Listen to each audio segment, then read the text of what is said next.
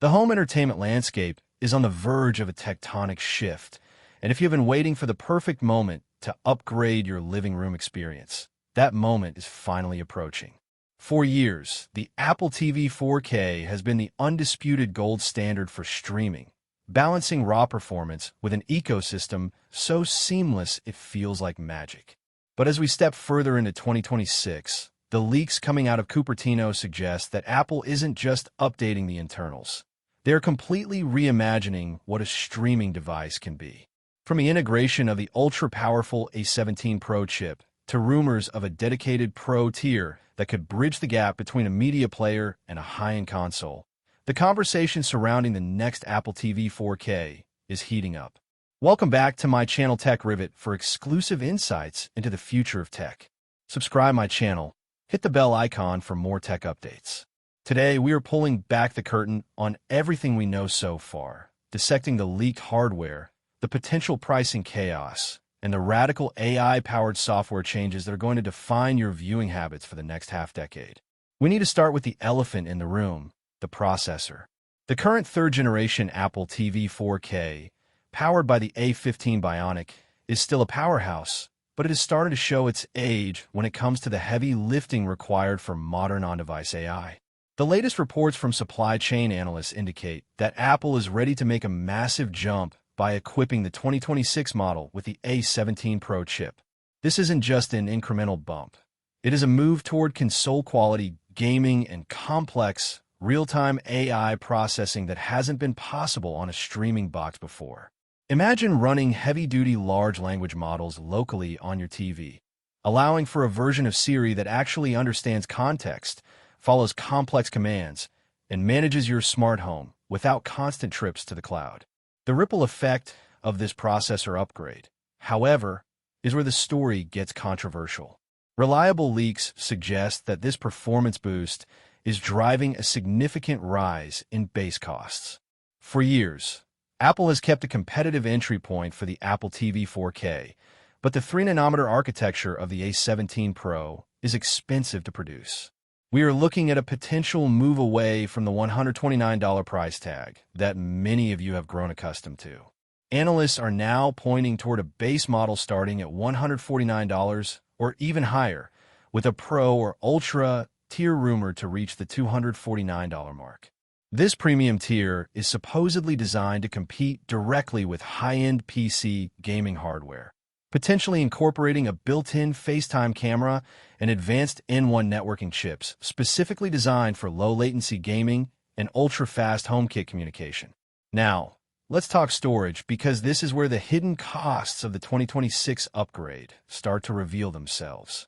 With the introduction of more sophisticated tvOS features and the potential for larger, more graphically intense games, the standard 64GB configuration is effectively becoming obsolete. The consensus among leakers like Ming-Chi Kuo is that 128GB will become the new absolute minimum.